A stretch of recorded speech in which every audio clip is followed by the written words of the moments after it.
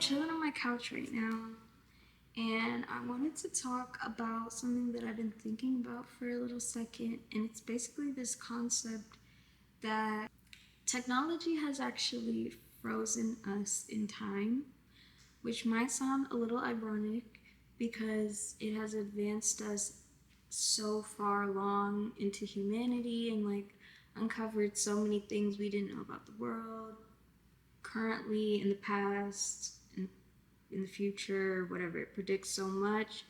And now it's getting even more advanced with AI, which I am super conflicted by because I feel like we know how this goes. Like, we literally created movies about AI ruining us. When there's like a nuclear attack or war or whatever happens that wipes us out, AI will be the only species that can withstand the state of the world.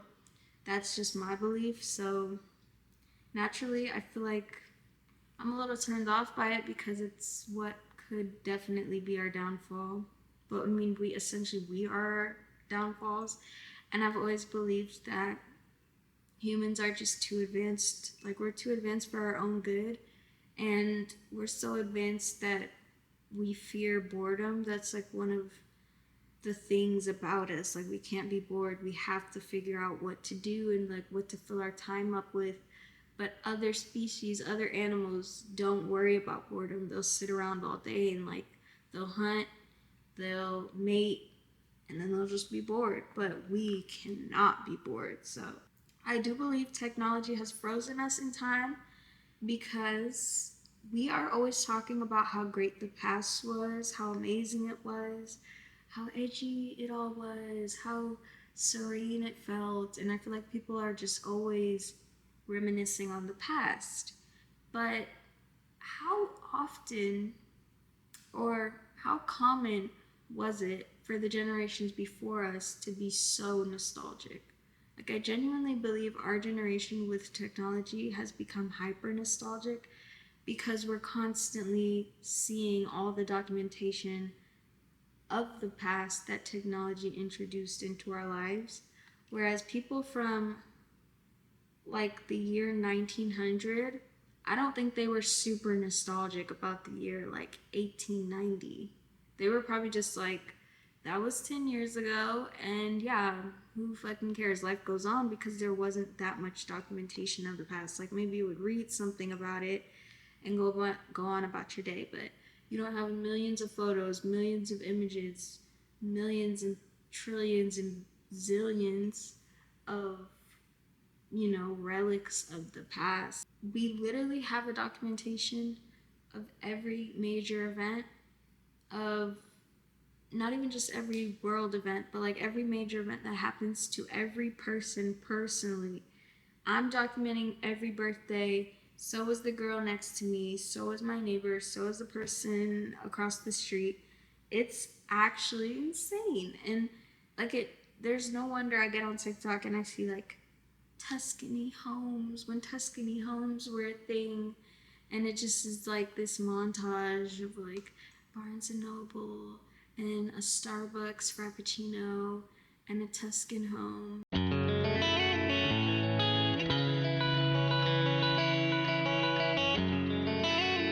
I'll find myself really feeling that moment when I was 8 years old and wanting to cry because I'm like, wow, is the world genuinely like not the same? Does it not hit the same? Or are we just hyper nostalgic because we have all of these, documentations of that moment? It's just an interesting concept because I'm wondering if it's helping or hurting us. And part of me wants to say it's hurting us because I feel like we're not allowing ourselves to create a new something, like a new moment to harp on in the future. We're just constantly remembering the past. I would say even with the current fashion trends, like I'm seeing a lot of indie sleaze is back, right? So we're seeing a lot of like the clunky heels and the studded belts and accessories and like, you know, the like off the shoulder graphic tees and skinny jeans and all that. And it's cool, don't get me wrong, it's cool. But I feel like we did that already.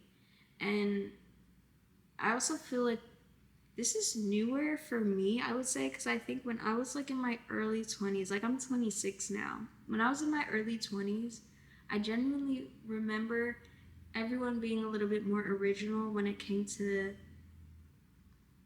like trying to truly find yourself and your fashion sense. Like you had to figure it out. Of course, you referenced the 90s, you referenced the 2000s, you do what you can, but it wasn't as extreme as it is now to where everyone has a Balenciaga city bag.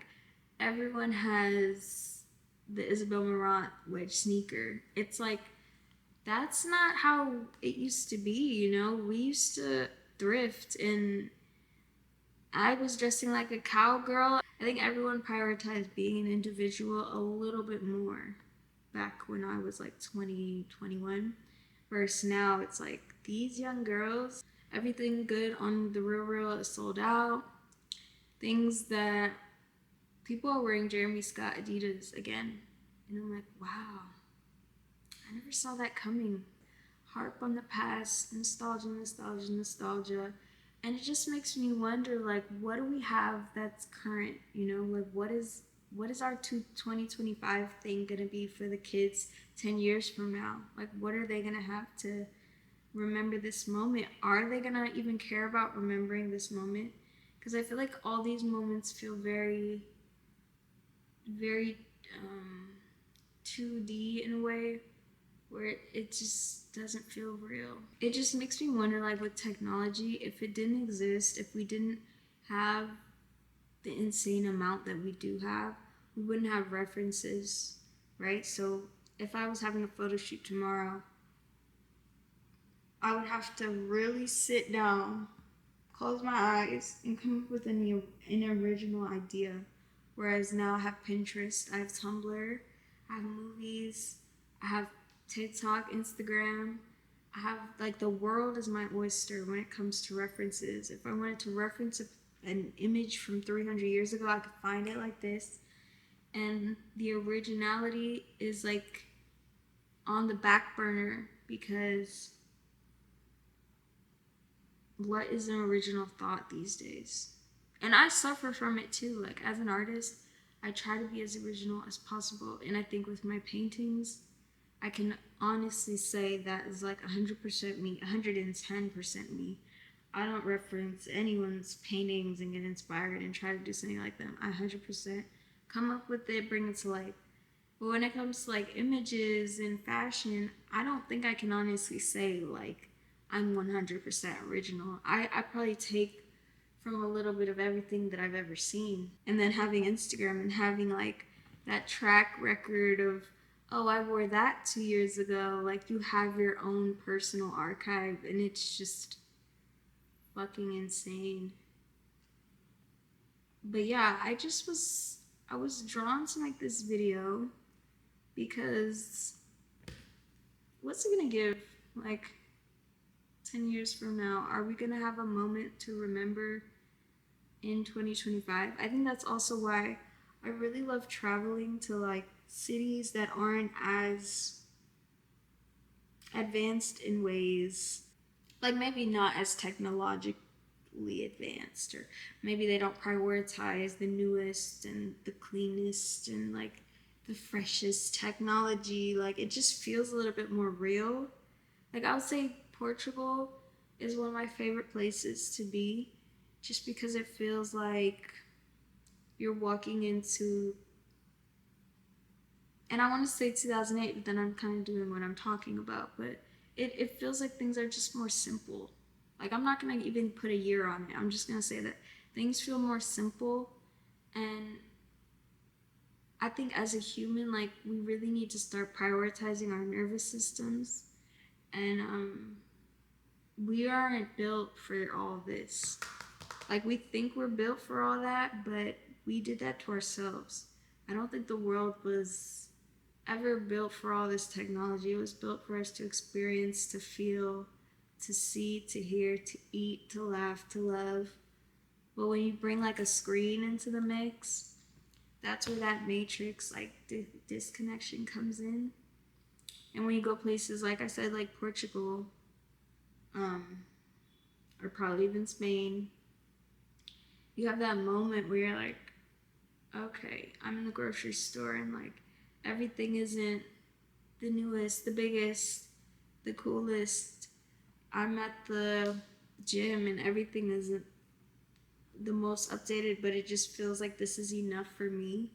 And it's not overstimulating, it's just enough. And everyone's happy.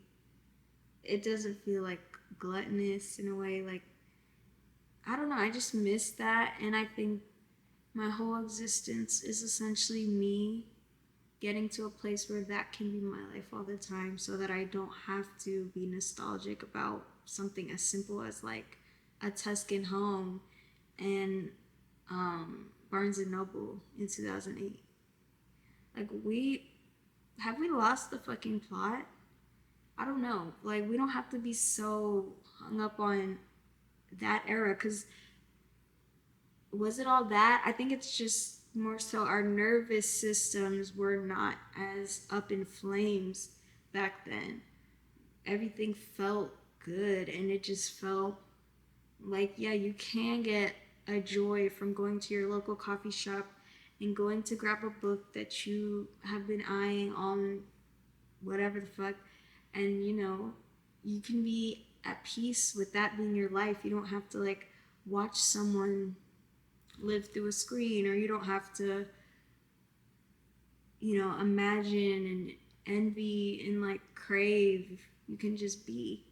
So I think over the course of like this year and the upcoming years, but really this year, I'm really trying to like tailor my life to get back to that simplicity. And it's hard being online and like posting and making videos and stuff like that because I feel like it just takes away from it a bit. But yeah, I encourage everyone to join this journey with me of like a simple life, I guess. If this made sense to you, like and subscribe. If it didn't, it's okay. Maybe it wasn't meant for you. But also, yeah, if this found you, I feel like it was meant for you. And I want to do more videos like this just about my ideology because I have a million thoughts every day, all day. And yeah, so thank you guys for watching.